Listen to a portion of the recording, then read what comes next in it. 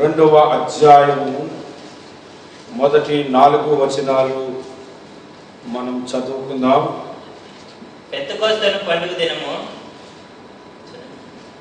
అపోస్తలుల కార్యములు 2వ అధ్యాయము మొదటి 4 వచనాలు. పెంతెకొస్తు పండుగ దినము వచ్చినప్పుడు అందరూ ఒక చోట కూడి ఉండేది. అప్పుడు వేగముగా వీచు బలమైన గాలి వంటి ఒక ధ్వని ఆకాశము నుండి అకస్మాత్తుగా వారు కూర్చుండి ఉన్న ఇల్లంతయు నిండెను. మరియు అగ్నిజ్వాలలు వంటి నాలుకలు విభాగింపబడి నట్టుగా వారికి కనబడి వారిలో ఒక్కొక్కనికి మీద రాళ్ళగా అందరూ పరిశుద్ధాత్మతో నిండిన వారై ఆ ఆత్మ వారికి వాక్శక్తి అనుగ్రహించిన కొలది అన్య భాషలతో మాట్లాడసాగిరి. హల్లెలూయా. దేవుని వాక్యము, పరిశుద్ధ వాక్యము దీవించబడదు గాక. పరిశుద్ధ వాక్యములో నుండి మనం ఒక సంఘటన, ఒక పండుగను గురించి చదువుకున్నాం. అదేంటంటే పెంతెకొస్తు పండుగ. పెంతెకొస్తు అనే పండుగ. ఇప్పుడు మీరు ఒక మాట గమనించండి, మన భారతదేశంలో కొన్ని పండుగలు ఉన్నాయి, అలాగే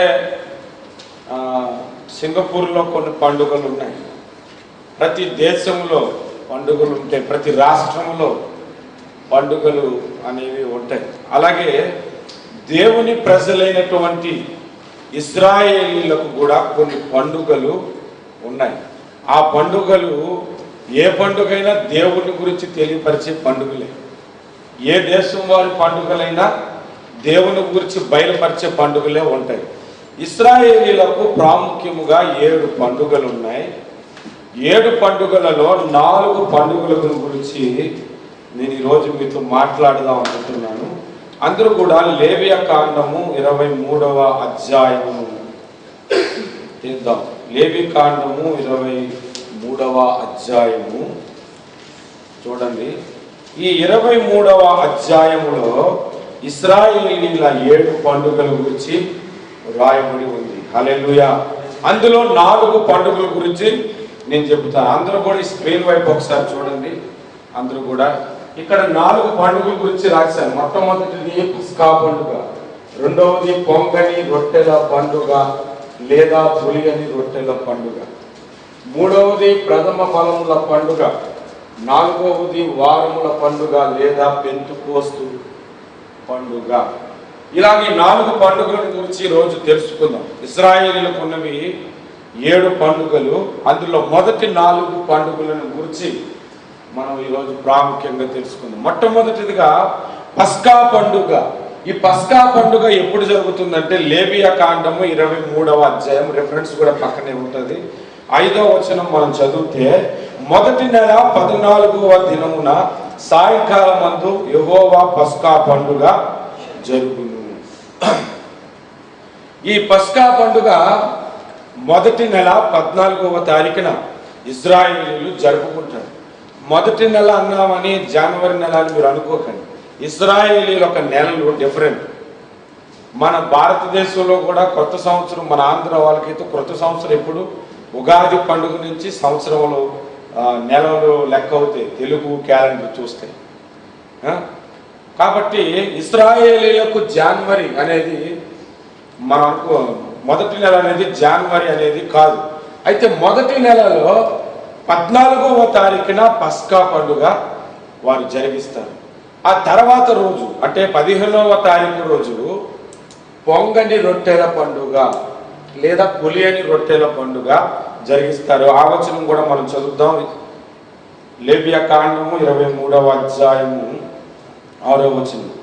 ఆ నెల 15వ దినమున యెహోవాకు పొంగని రొట్టెల పండుగ జరుగును. దాని ముందు వచనం చూస్తే 14వ దినమున పస్కా పండుగ జరుగును అని ఉంది.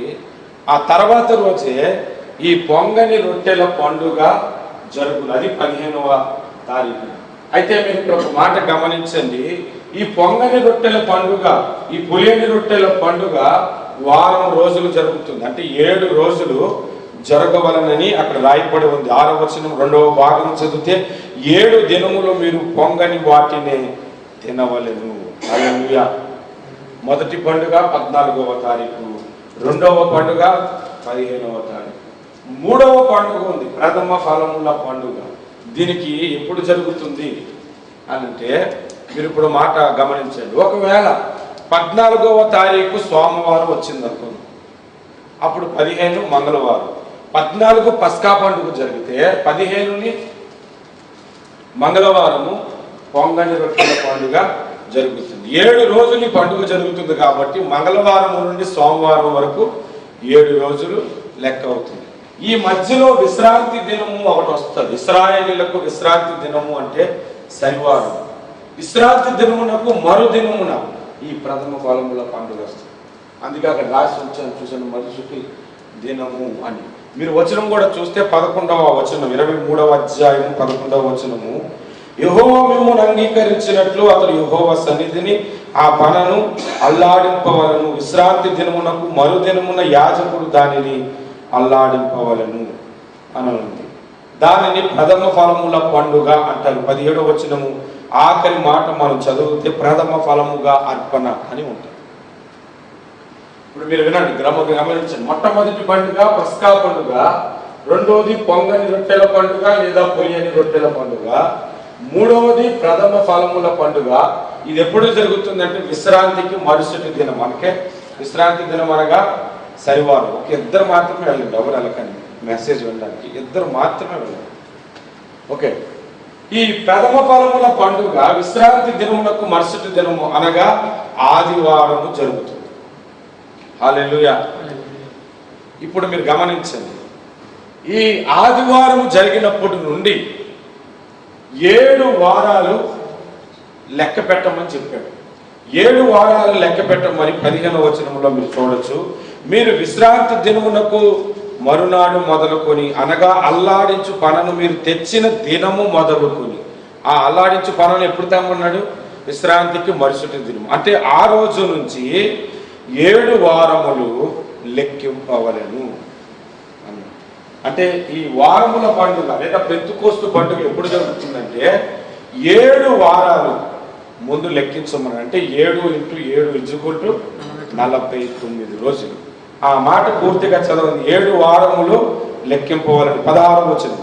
7వ విశ్రాంతి దినపు మరుదినము వరకు మీరు 50 దినములు లెక్కించమని. అంటే 7 వారాల తర్వాత ఒక రోజు వస్తుంది, అది 50వ దినము. దానినే గ్రీకు భాషలో పెంతెకోస్తు, 50వ పండుగ అని వాళ్ళు అంటారు గ్రీకు భాషలో. చూడండి, మొట్టమొదటి పండుగ 14వ తారీఖు జరిగింది. అంటే ఒక 14వ తారీఖు తర్వాత నెక్స్ట్ డేనే పొంగని రొట్టెల పండుగ జరుగుతుంది. అది 7 రోజులు జరుగుతూ ఉంటుండగా మధ్యలో విశ్రాంతి దినముకు మధ్య ఆ మరుసటి దినం అనగా ఆదివారం ఎప్పుడు వస్తుందో అప్పుడు నుండి 7 వారాలు ప్లస్ 1 రోజు లెక్క పెడితే 50 రోజులు అవుతుంది. 50 రోజులకి ఈ పెంతెకోస్తు పండుగ జరుగుతుంది. అందుకే కింద నేను లెక్కేసి ఉంచాను. 7 × 7 = 49, 7 14 వేసారు. అదృష్టం 49, 49 ప్లస్ 1 = 50. హల్లెలూయా. ఈ పండుగలు దేవుడు ఊరికనే జరిగించమనలేదు. ఈ పండుగలలో ఒక అద్భుతమైనటువంటి సందేశం ఉంది. విశ్వాసికి సంబంధించిన సందేశం ఉంది. ఇందులో క్రీస్తు కార్యాలను గురించిన సందేశం కూడా ఉంది. ఇప్పుడు నేను ఒక్కొక్క పండుగను నేను చెప్పటం ప్రారంభిస్తాను, వినండి. మొట్టమొదటి పండుగ పస్కా పండుగ. అది కొరింథీ పత్రిక 5వ అధ్యాయం 7వ వచనం మీరు చదివితే, కొరింథీయులకు రాసిన పత్రిక 5వ అధ్యాయం 7వ వచనం ఎవరైనా ఒకరు చదువుతుండండి, రాసుకున్న తర్వాత రాసుకో, ఫోటో తీసుకుని. మీరు పులిపిండి లేని వారు కనుక కొత్త ముద్ద అవుటకై ఆ పాతదైన పులిపిండిని తీసి పారవేయుడి.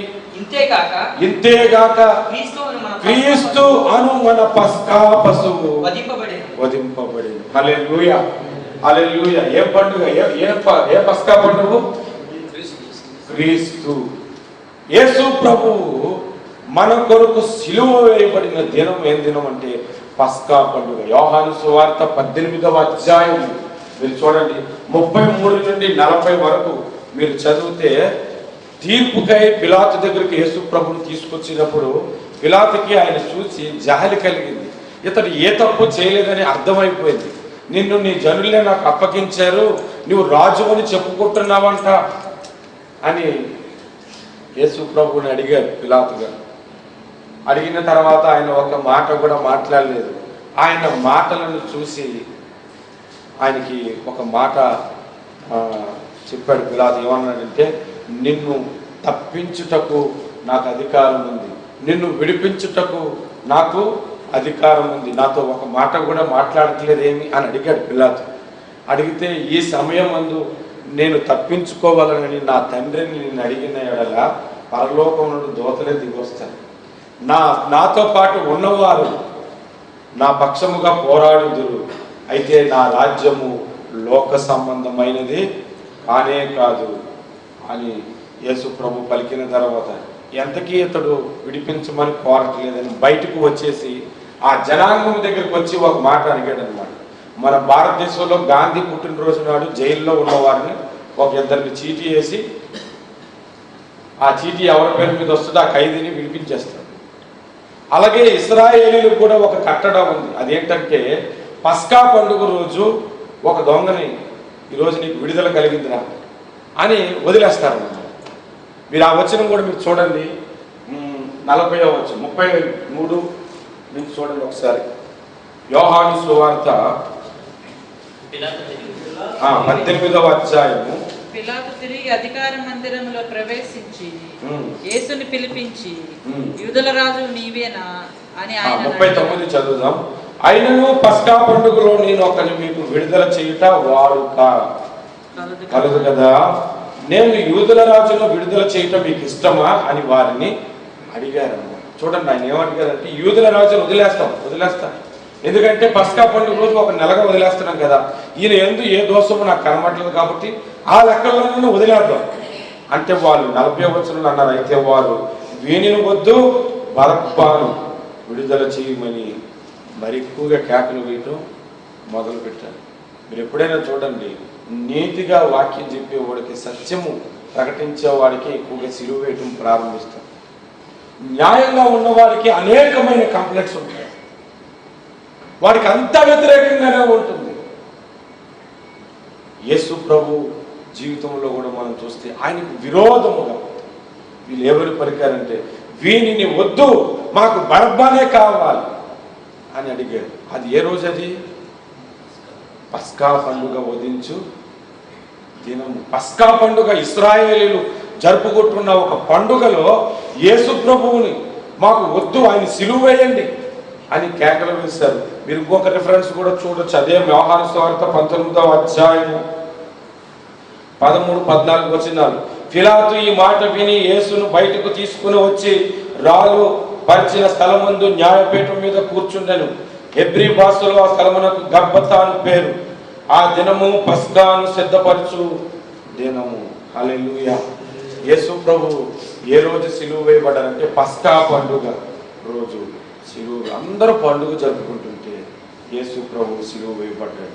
అందుకనే పౌలు ఏమంటున్నాడంటే, క్రీస్తు అను పస్కా పశువు మన కొరకు వధింపబడిన. హల్లెలూయా. ఇది క్రీస్తులో నెరవేరినటువంటి పండుగ. రెండవ పండుగ మనం చూడొచ్చు. ఈ పండుగకు అర్థం ఏంటంటే, పొంగని లేదా పులియని రొట్టెల పండుగ.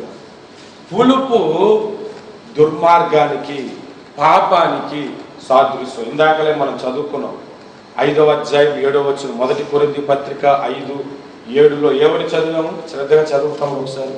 మీరు పులిపిండి లేని వారు కనుక క్రొత్త ముద్ద అవుటకై ఆ పాతదైన పులిపిండిని తీసి 6వ వచనం. మీరు అతిశయపడుట మంచిది కాదు. పులిసిన పిండి కొంచెమైనను ముద్దంతయు పులియజేయునని మీరు ఎరుగరా. తర్వాత, మీరు పులిపిండి లేని వారు కనుక క్రొత్త ముద్ద అవుటకై ఆ పాతదైన పులిపిండిని తీసి పారవేయుడి.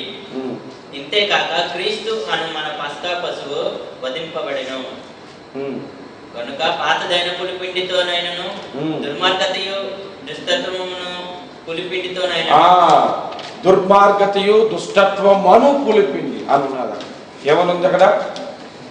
దుర్మార్గతయు దుష్టత్వమును అను పులిపిండి.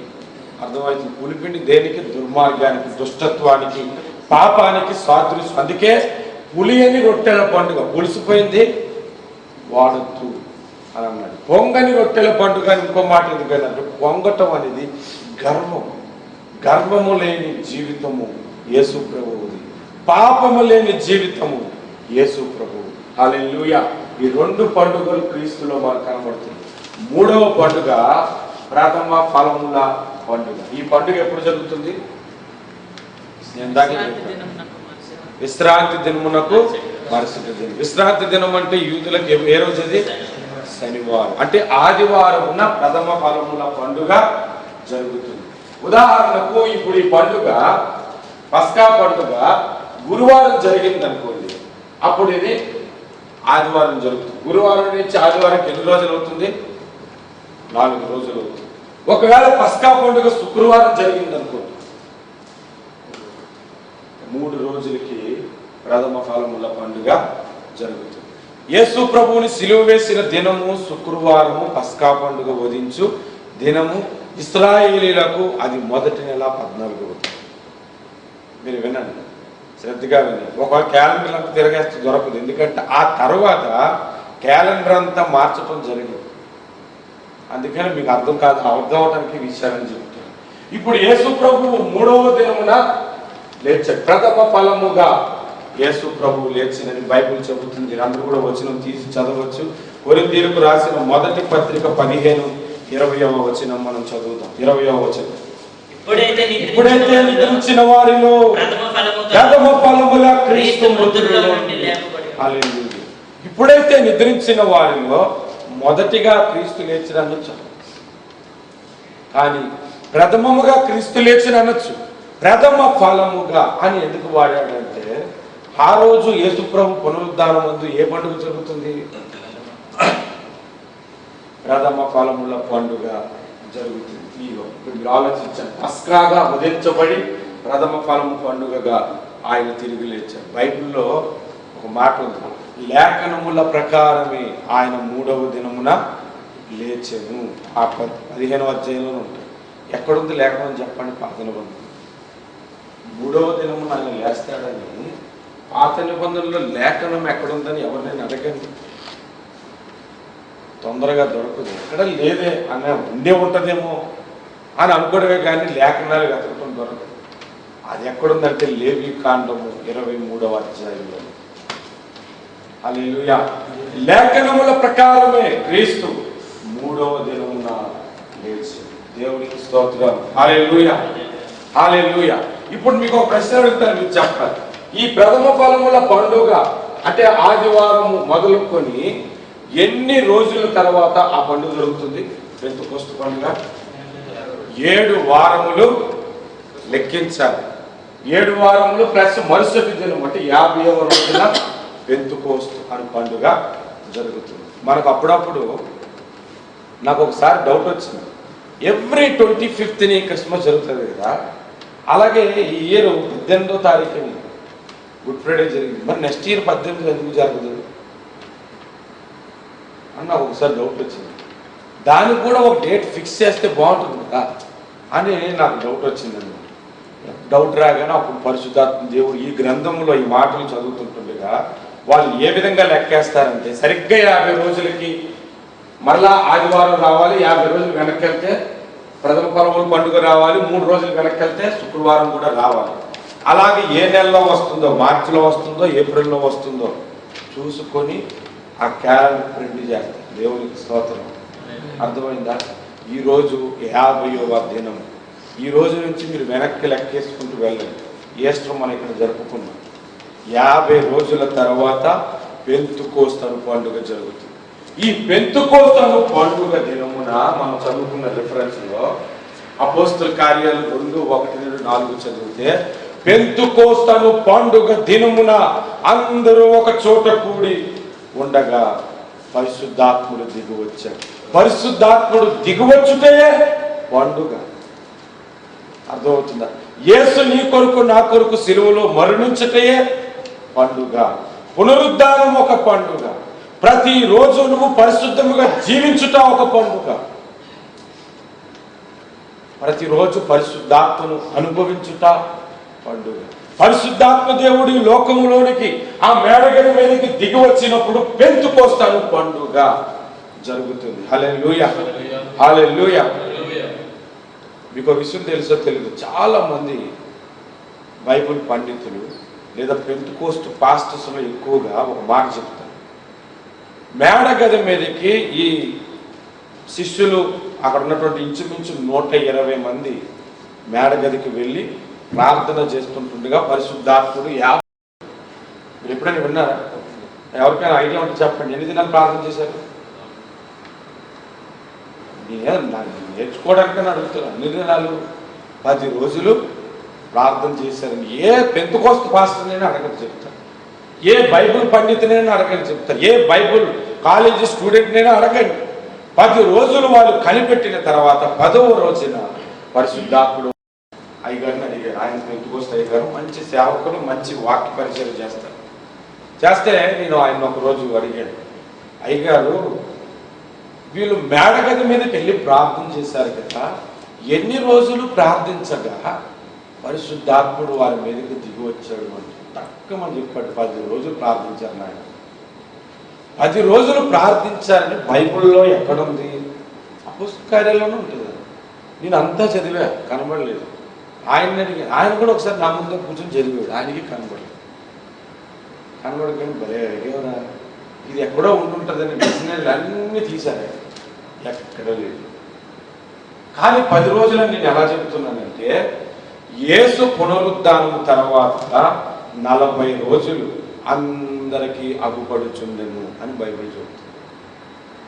40వ రోజున ఆయన ఆరోగ్యం వెళ్ళిపోతూ ఒక మాట చెప్పాడు. ఏంటంటే, పరిశుద్ధాత్మ దేవుడు రావటానికి దేవుని ప్రణాళిక పెంతుకోస్తు రోజు. ఈ 10 రోజుల్లో సాతాను వాళ్ళని జల్లించుకుంటా ఉండటానికి పరిశుద్ధాత్మ కొరకు కనిపెట్టుడి, తండ్రి వాగ్దానం కొరకు కనిపెట్టుడి వాళ్ళకి చెప్పి ఆయన ఒలీవల కొండ మీద నుంచి మేఘం మీద ఆరోహణమై వెళ్ళిపోయి వారు వెంటనే మేడగదికి వెళ్ళి ప్రార్థన చేస్తుంటాడుగా పెంతుకోస్తు పండుగ దినం వచ్చేసింది. పరిశుద్ధాత్మ దేవుడు వాళ్ళ మీదకి దిగి వచ్చారు. హల్లెలూయా. అది 10 రోజుల లెక్క. లేఖనముల ప్రకారం క్రీస్తు లేచినట్టే మీకు ఎక్కడ కనబడదు. దాని లెక్క ఏంటంటే లేవియా కాండం 23వ అధ్యాయం. మిగిలిన ఈ 4 పండుగల తర్వాత ఇంకో 3 పండుగలు ఉన్నాయి.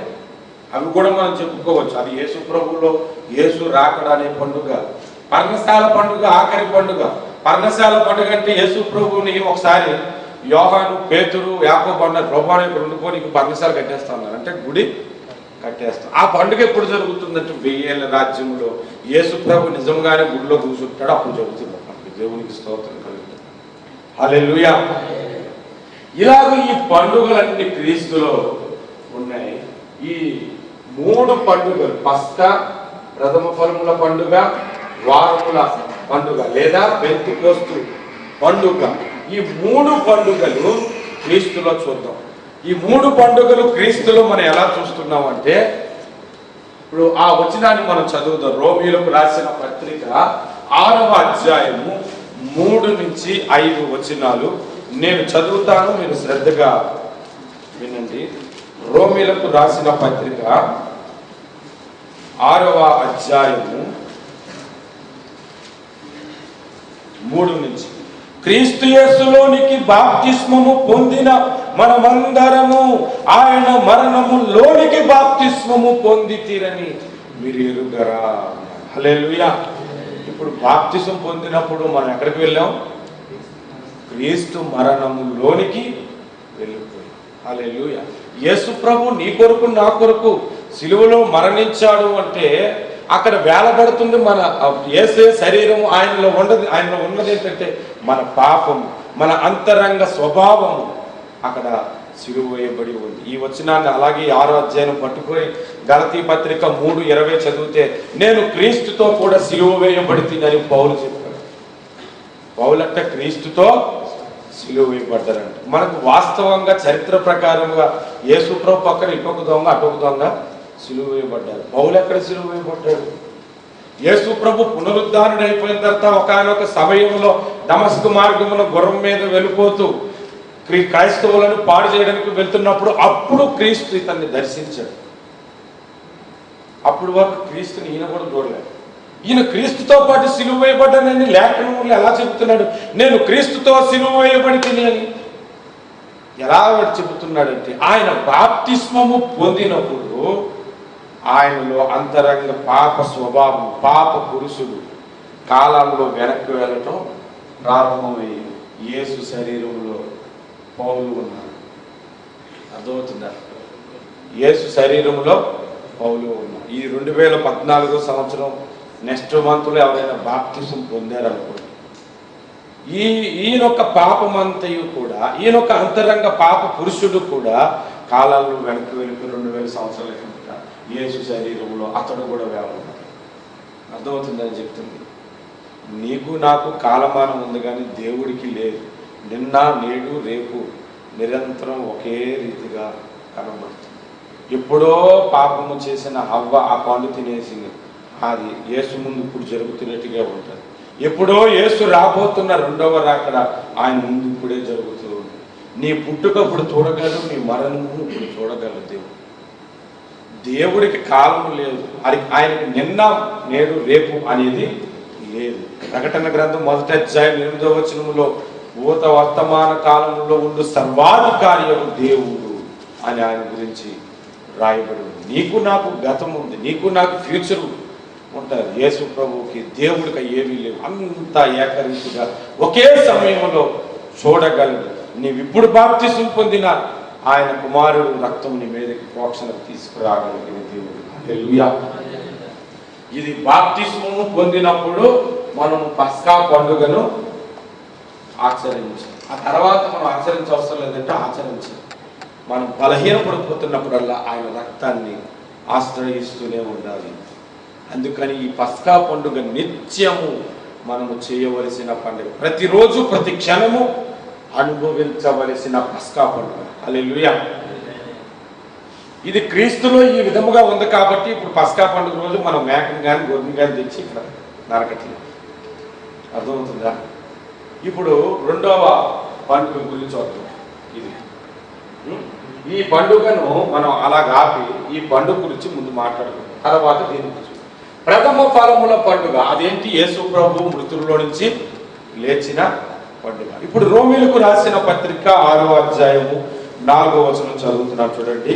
కాబట్టి తండ్రి మహిమ వలన క్రీస్తు మృతుల్లో నుండి ఎలాగూ లేపబడెను, అలాగునే మనమును నూతన జీవము పొందిన వారమై నడుచుకున్నట్లు మనము బాప్తిస్మము వలన మరణములో పాలు పొందుటకై ఆయనతో కూడా లేపబడి. హల్లెలూయా. అర్థమైందా? బాప్తిస్మము పొందినప్పుడు యేసు ప్రభుతో పాటు సిలువ వేయడం, ఇలా నీటిలో ముంచుతారు కదా, ఇలా లేపినప్పుడు క్రీస్తు మృతుల్లోంచి లేచినట్లుగా మనం కూడా లేపబడ్డా అప్పుడు మనం ప్రథమ ఫలముల పండుగ ఆచరించిన వారు. హల్లెలూయా. అందుకే బాప్తిసం జల్లకూడదు, ముంచి తీయాలి. ముంచిన బాప్తిసమే లేఖనానుసారమైన బాప్తిసం. కొంతమందికి తెలియక బాప్తిసం గురించి ఎలా గొడవలు ఆడుకుంటున్నారంటే, జెండా కింద ఒక బాప్తిసం కనిపెట్టారు. ఈ పరిశోధకులు నిజంగా బైబుల్లో అసలు లేనే లేదన్నమాట. మరికొంతమంది చిలకరింపు బాప్తిసం కనిపెట్టారు. చిలకరింపు బాప్తిసం ఇస్తూ ముంచి క్రీస్తుతో మరణించి తిరిగి లేచిన సాదృశ్యం ఏమైనా కనబడుతుందా? కనబడుతుందా? లేదు. కాబట్టి ముంచిన బాప్తిస్మమే కరెక్ట్. మరికొంతమంది యేసునామంలో బాప్తిసం ఇవ్వాలి అని కొంతమంది తండ్రి యొక్కయో కుమారుని యొక్క పరిశుద్ధ నామం యొక్క ఇవ్వాలి, బాప్తిస్మం ఇవ్వాలని యేసుప్రభు చెప్పాడు. యేసుప్రభుని ఫాలో అవుతుంది. పౌలేమో యేసునామను పేతురం యేసునామను బాప్తిస్మం పొందిన అన్నారని యేసు అని. యేసు అన్నా తండ్రి యొక్కయు కుమారుని యొక్కయు పరిశుద్ధాత్మ యొక్క అన్న ఒకటే. ఎందుకు ఒకటి చెప్పండి? తండ్రి యొక్కయు కుమారుని యొక్కయు పరిశుద్ధాత్మ యొక్కయు నామములలో అన్నాడా, నామమున అన్నాడా? ఒకటే. నేను ఒకరోజు సువార్త చెప్పి ఒక వ్యక్తికి బాప్తిసానికి ఒక పాస్టర్ గారిని అడిగితే, సరే బాప్తిసానికి నేను సెల్ గ్రూప్లో నలుగురు ట్యాక్సీ మాట్లాడుకొని ఈస్ట్ వెస్ట్ కోస్ట్ పార్క్ దగ్గరికి తీసుకెళ్ళిన తర్వాత నాకు అప్పుడు దాకా తెలియదు అలా కూడా బాప్తిస్తారు. ఆయనకు వచ్చిన తర్వాత నీ పాపంలో యేసుప్రభుని అంగీకరిస్తున్న వాడిని చెప్పాడు, అంతా లేఖనానుసారంగా చెప్పిన తర్వాత తండ్రి అయిన దేవుని నామని బాప్తిస్తున్నామని ఉంచాడు. తర్వాత రెండవసారి యేసుక్రీస్తు నామని బాప్తిస్తున్నాడు, రెండోసారి ఉంచాడు. తర్వాత మూడవసారి పరిశుద్ధాత్మ యొక్క నామని బాప్తిస్తున్నాడని ఉంచాడు. ఉంచిన తర్వాత నా పక్కన నుండి ఇలా కొడుతున్నాను, ఏంటని అనుకుంటున్నారు అంటే మన సీనియర్ పాస్టర్ మనం చెప్తే ఫీల్ అవుతారు అన్నాడు. సరే మనోడు ఉండలేక నేను అడిగేసాడు, అదేంటండి ఎవరు చాలా బాప్తిసం ఇవ్వలేదు, ఫస్ట్ టైం చూస్తున్నాను అలాగే పోవచ్చు అంటే, నీవు మత్తయి సువార్త తెలియదా? మత్తయి సువార్త తీసి తండ్రి యొక్కయు కుమారుని యొక్కయు పరిశుద్ధాత్మ యొక్కయు నామమున బాప్తిస్మము పొందుడి అని ఉంది కదా. నేనేం చేశాను? తప్పేం చేశాను? మరి ఒకటే నామం కదా, తండ్రి యొక్కయు కుమారుని యొక్కయు పరిశుద్ధాత్మ యొక్కయు నామమున బాప్తిస్తున్నాడు, ఒకసారి సరిపోతుంది కదా. 3 నామాలు లేవే అక్కడ, ఒకటే నామం. ఇలా 3 సార్లు ఇచ్చటం వలన 3 సార్లు చంపి 3 సార్లు లేపినాడు. ఇక్కడ లేఖనం ఏమి చెబుతుంది? రోమిలకు రాసిన పత్రిక 6వ అధ్యాయము 5వ వచనం ఇప్పుడు మనం చదువుకుందాం. మరియు ఆయన మరణము యొక్క సాదృశ్యమందు ఆయనతో ఐక్యము గలవారమైన ఎడల ఆయన పునరుత్థానము యొక్క సాదృశ్యమందును ఆయనతో ఐక్యము గలవారమై దేవునికి స్తోత్రం. ఒక్క బాప్తిస్మం అందే 2 పండుగలు ఎక్కారు. ఏం పండుగ? పస్కా పండుగ, ప్రథమ ఫలముల పండుగ. ఈ బాప్తిసం పొందిన తర్వాత ఈ పండుగ నిత్యము ఆచరించాలి. బాప్తిసం పొందిన తర్వాత ఇది కూడా పునరుద్ధాన బలమును ప్రతిరోజు పొందుతూనే ఉండాలి. ప్రతి ఆదివారం దేవుని సన్నిధికి వస్తూనే ఉండాలి. అదే బాప్తిస్మందు ఈ పెంతెకొస్తు పండుగ కూడా జరిగింది. ఎలా జరిగిందంటే అపోస్తుల కార్యాలు 2వ అధ్యాయము 39వ వచనం 38 నుండి నేను చదువుతాను. పేతురు, మీరు మారు మనసు పొంది పాప క్షమాపణ నిమిత్తం ప్రతివాడు యేసుక్రీస్తు నామమున బాప్తిస్మము పొందుడి, అప్పుడు మీరు పరిశుద్ధాత్మను వరమును పొందుదురు. ఎప్పుడు బాప్తిసం పొందుతామో అప్పుడే పరిశుద్ధాత్మ అనువరమును పొందుతాం. ఇప్పుడు గలతీ పత్రిక 3:20 కూడా మనం ఒకసారి జ్ఞాపకం చేసుకుంటాం. నేను క్రీస్తుతో సిలువ వేయబడితిని, ఇకను జీవించువాడును నేను కాను, క్రీస్తేసే నాలోని జీవిస్తున్నాను. ఇప్పుడు కాలాల్లో జరిగిన సంగతి ఏదో తెలుసా? ఇప్పుడు ఒక వ్యక్తి బాప్తిసం పొందినప్పుడు వీరి అంతరంగ స్వభావము 19వ శతాబ్దం 18వ శతాబ్దం 10వ శతాబ్దం చివరికి యేసు ప్రభు సిలువ వేయబడిన కాలానికి వెళ్ళిపోయి అక్కడ వేలబడుతుంది. ఆయనలోని యేసు ప్రభువులోని ఆత్మ 11వ శతాబ్దం 10వ శతాబ్దం 19వ శతాబ్దం 20వ శతాబ్దం బాప్తిసం పొందిన డేటుకు వచ్చి వాడిలోనికి వస్తుంది. ఇది ఈ క్షణాల్లో ఈ బాప్తిసం పొందినప్పుడు జరిగింది. అప్పుడు పరిశుద్ధ వరమును పొందారు. దేవునికి స్తోత్రం. ఈ 3 పండుగలు ఒక్క బాప్తిసం మంది జరిగిన తర్వాత మనము జరుపుకోవలసిన నిత్యం పండుగ ఏంటంటే పొంగని రొట్టెల పండుగ, పులియని రొట్టెల పండుగ. ఈ పొంగని రొట్టెల పండుగ, పులియని రొట్టెల పండుగను బైబిల్లో ఇందాక మనం చదివాం. ఏం చదివాం? దుర్మార్గము దుష్టత్వము నన్ను పులియని రొట్టెల పండుగ ఆచరించొద్దు. కొద్దిగా ముద్ద చాలు, మొత్తం అంతా అయిపోతుంది. మీరు పాలు గోరువెచ్చగా చేసి కొంచెం ఒక చెంచాడు పెరిగేయాలి, అది తెల్లవారికి పెరుగైపోతుంది. చిన్న పాపము మనిషిలో ఉన్నప్పుడు అది పెరిగి పెరిగి పెరిగి పెరిగి పెద్దది ఆధ్యాత్మిక జీవితాన్ని కోరదేస్తుంది, ఆధ్యాత్మిక జీవితాన్ని పాడు చేస్తుంది. కాబట్టి ఈ పులియని రొట్టెల పండుగ నిత్యము మనము చేయాలి. ఈ పులియని రొట్టెల పండుగ ఇంకొక పేరు కూడా ఉంది. మీరు పరిసయ్యులు సద్దూకయ్యులను పులియని రొట్టెల గురించి జాగ్రత్త పడుడి అని యేసు ప్రభు చెప్పాడు. అప్పుడు శిష్యులు ఏమనుకున్నారు? మనం రొట్టెలే తేవడం లేట్ అయింది కాబట్టి అంటున్నారేమో అనుకున్నాం. అప్పుడు చెప్పాడనమాట, పరిసయ్యులు సద్దూకయ్యులను దుర్మార్గపు బోధలు ఉన్నాయి, అబద్ధపు బోధలను పులిగి పిండి గురించి జాగ్రత్త పడు. దుష్ట బోధ, అబద్ధపు బోధ కూడా పులియని రొట్టెల పండుగ పాడు చేస్తుంది. కాబట్టి ఈ 4 పండుగలు క్రీస్తులో చరిత్రలో కనబడుతున్నాయి.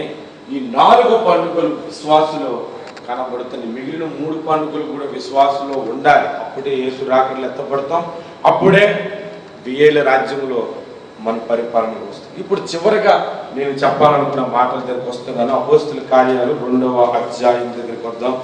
అపోస్తుల కార్యాలు 2వ అధ్యాయంలో ఏం జరిగిందో మీరు చూడండి. పెంతెకోస్తు పండుగ దినమున అందరూ ఒక చోట కూర్చుండి. చూడండి, పండుగ రోజు వీళ్ళు ఏం చేస్తున్నారు? అందరూ ఒక చోట కూర్చుండి ప్రార్థన చేస్తున్నారు. సాధారణంగా పండుగలు వచ్చిన రోజే మన వాళ్ళు ప్రార్థన తగ్గిపోద్ది. పండుగలు వచ్చిన రోజులే పప్పలు ఎక్కువైపోతాయి. పండుగలు వచ్చిన రోజులు బట్టలు వేసుకోవడానికి టైం సరిపోదు. వాళ్ళని పలకరించుకోవడానికి టైం సరిపోదు. అసలు పండుగ రోజే ఎక్కువ సమయం ప్రార్థన చేయాలి. అందుకే పండుగల రోజు ఉదయాన్నే లేచి ప్రార్థన సమయాన్ని ముందు గడిపేసి ఆ తర్వాత అందరికీ ఆ మెసేజ్లే పెట్టుకోరు. క్రిస్మస్ వచ్చిందనుకోండి, మనల్ని ఏం చేస్తారు? ఓ పాటలు తగ్గించేస్తాం, ఆరాధన తగ్గించేస్తాం, వాక్యం తగ్గించేస్తాం, అన్ని ఆత్మ సంబంధమైన తగ్గించేసి గద్దెలు వేయడానికి, డాన్సులు వేయడానికి, నాటికలు వేయడానికి, ఆ కొరియోగ్రఫీ వేయడానికి, ఆ గెత్తుతుంటే కింద నుంచి ఆకలి చప్పట్లు కొట్టడానికి వాటికి టైం గడుపుతారు. కొంతమంది పండుగలు అలా జరుపుకుంటారు. మరి నాకు తెలియగలుగుతారు ఏ పండుగలు, ఏ సండే సర్వీస్ అయినా ప్రభులు జరిగించినప్పుడు ఇలాంటివి చేయించారు. డ్యాన్సులు వేయించడం మీరు ఆలోచించండి. ఇలా డ్యాన్సులు వేసి యోహాను తలకొట్టి తెలుసా మీకు? బాగా నాట్యం ఆడిందంట.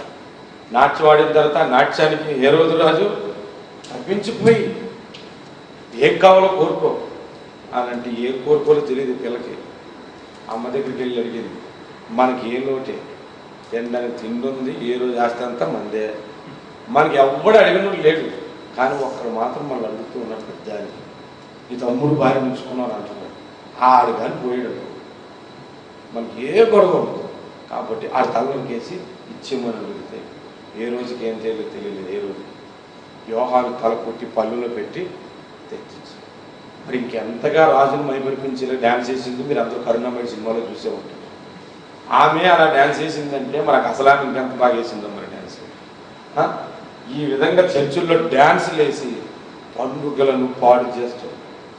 అందరూ కూడా పండుగ రోజున ఒక చోట కూర్చుండి ప్రార్థన చేయాలి. అప్పుడు దేవుడు ఒక అభిషేకం మన మీదకి దిగి వస్తుంది. దేవుని ఒక బలము మన మీదకి దిగి వస్తుంది. ఎప్పుడైతే పరిశుద్ధాత్మ ఒక అభిషేకం మనం పొందుతామో, ఎప్పుడైతే పరిశుద్ధాత్మ చేత మనం నింపబడతామో, ఎప్పుడైతే పరిశుద్ధాత్మ చేత మనం నడిపింపబడతామో, ఈ పరిచర్య కూడా దేవుడు విస్తరింపచేయడం ప్రారంభిస్తాడు.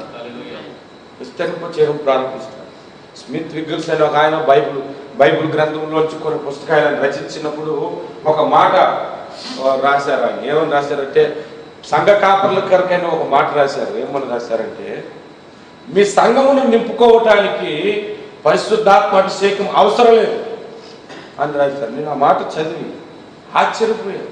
పరిశుద్ధాత్మ అభిషేకం లేకుండా ఇంత గొప్ప దైవ సేవకుడు, ఇంత బలమైన సేవకుడు సంఘాన్ని ఎలా కడతాం అనుకుంటున్నాడు అని అనుకున్నాడు. కంగారు పడకండి, మొత్తం అంతా చదవండి అన్నారు ఆ పక్కనే. అప్పుడు కిందన చదివితే సంఘాన్ని నింపుకోవటానికి 1+1 ఆఫర్ అని పెడితే ఓ 10 మంది వస్తారా? ఈరోజు ఇక్కడ భోజనాలు ఉంటాయి, ఇక్కడ అవి ఉంటాయి, ఇవి ఉంటాయి, డ్యాన్సులు ఉంటాయి, ఆ బాటంగా అవి ఉంటాయి, ఇవి ఉంటాయి, నువ్వు పాంప్లెట్ కొట్టావు అనుకోండి, ఇప్పుడు అక్కడ ఏవో డ్యాన్సులు అంటారా, ఈరోజు అక్కడ ఏవో పండుగలు అంటారా అని అందరూ వచ్చేస్తారు. అలాగే సంఘాన్ని నింపుకోవచ్చు. అందుకని సంఘాన్ని నింపుకోవడానికి పరిశుద్ధాత్మ అభిషేకం అవసరం లేదు అని ఆయన చెప్పాడు. అయితే ఇంకో వేలో పరిశుద్ధాత్మ అభిషేకం కావాలి. ఏంటంటే ప్రతి ఒక్కడు సువార్తను అంగీకరించి దేవుని సన్నిధిలో కూర్చో అలాగూ నింపటం ప్రారంభించండి అని కిందన ఆయన రాశారు. కాబట్టి మనము పరిశుద్ధాత్మ చేత నింపబడి పరిశుద్ధాత్మ యొక్క శక్తిని, బలమును పొందుకొని పరిచర్యలో మనం ముందుకు కొనసాగుదాం. ఈ చిన్న మాటలే, చిన్న ప్రసంగమే నేను ముగిస్తున్నాను. ఎందుకంటే ఈ సమయం మీరు అందరూ ప్రార్థన చేయాలి. ఈ సమయం మనందరము కూడా ప్రార్థనలో గడపాలి. ఈ పెంతెకోస్తు పండుగ దినమున పరిశుద్ధాత్మక అభిషేకమును కొరికే మనం 2 చేతులు పైకెత్తి ప్రభువుని వేడుకుందాం. ప్రభువా, నీ ఆత్మ బలము లేనిదే నేను బలము కలిగి ఉండలేను, నీ శక్తి లేనిదే నేను ఉండలేను, ఈ అభిషేకము లేనిదే నేను జీవించలేను. ప్రభువా, నేను జీవించలేను తండ్రి. ఈ పరిశుద్ధాత్మను నా మీద కుమ్మరించండి. ఈ పరిశుద్ధాత్మను నా మీద కుమ్మరించండి. ఈ పరిశుద్ధాత్మను నా మీద కుమ్మరించండి. ప్రార్థన చేయి సహోదరుడా, ప్రార్థన చేయి, ప్రార్థన చేయి. ప్రతి ఒక్కరు ప్రార్థన చేయండి. ప్రతి ఒక్కరు కూడా ప్రార్థన చేయండి. ప్రార్థన చేయకుండా దేవుని అభిషేకం నీ మీదకి రాదు. ప్రార్థన చేయకుండా దేవుని యొక్క బలము నీ మీదకు దిగి రాదు. ప్రార్థన చేయకుండా దేవుని యొక్క కార్యాలు నీలో జరగవు తెలుసా, నీలో జరగవు తెలుసా. పెంతెకొస్తు పండుగ దినమున వాళ్ళందరూ ఏక స్వరంతో ప్రార్థన చేస్తారు, ఏకముగా దేవుణ్ణి స్తుతించారు, దేవుణ్ణి కనపరిచారు. నువ్వు మౌనముగా ఉన్నది రాత్రి సమయంలో బెక్కలుగా ప్రభువుని స్తుతించు, బెక్కలుగా ప్రభువుని స్తుతించు. పరిశుద్ధాత్మ చేత దేవుడిని నిన్ను నడిపిస్తాడు. ప్రార్థన చేయి, ప్రభువును అభిషేకించు, ప్రభువును అభిషేకించు, ప్రభువును జీవించు, ప్రభువును అభిషేకించు. ఆత్మతో పరిశుద్ధాత్మతో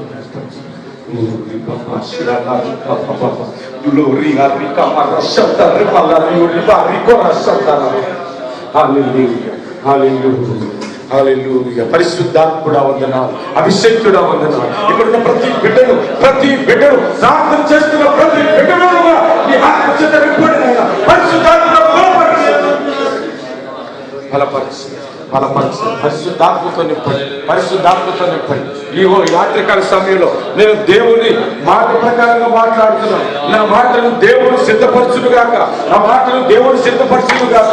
మీరందరూ కూడా మీ మనస్సులో ఒకసారి ఆలోచన చేయండి. ఈ హాల్ అంతా కూడా 1000 మంది కూర్చుంటుండగా దేవుని ఆరాధన ఇక్కడ తెలుగులో జరుగుతుంటుండగా ఎలా జరుగుతుందో ఒకసారి నీ మనస్సులో ఏం చేస్తుంది. చప్పట్లు కొడుతూ ప్రభువుని స్తుతించు, చప్పట్లు కొడుతూ ప్రభువుని స్తుతించు. అటువంటి కార్యాలు చేస్తుంది, ఈ ఆత్మ కార్యాలు చేస్తుంది.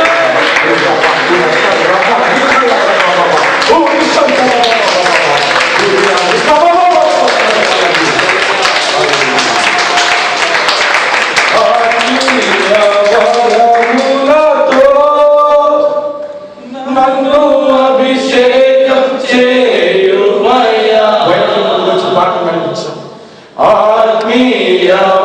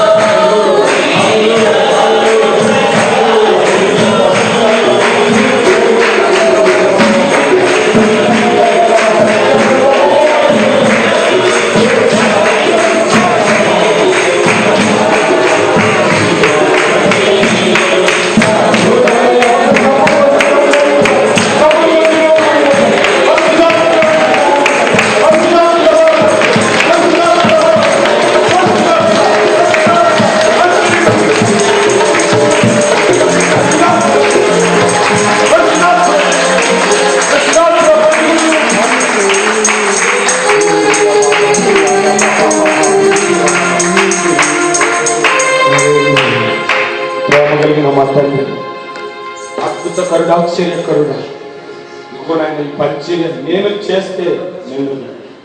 చేస్తే బలం కలిగిన మీరు జరిగించండి మాలో. పరిశుద్ధాత్మని సంఘము మీది, మీరు కట్టండి, మీరు వృద్ధి చేయండి. యేసు నామమున ప్రార్థిస్తున్నాము తండ్రి. అనౌన్స్మెంట్ తర్వాత కానుక పాటు కూడా సిద్ధపడండి. అనౌన్స్మెంట్స్ నేనే చేస్తాను. అంటే ప్రత్యేకమైన అనౌన్స్మెంట్స్ ఉన్నాయి. మొట్టమొదటిగా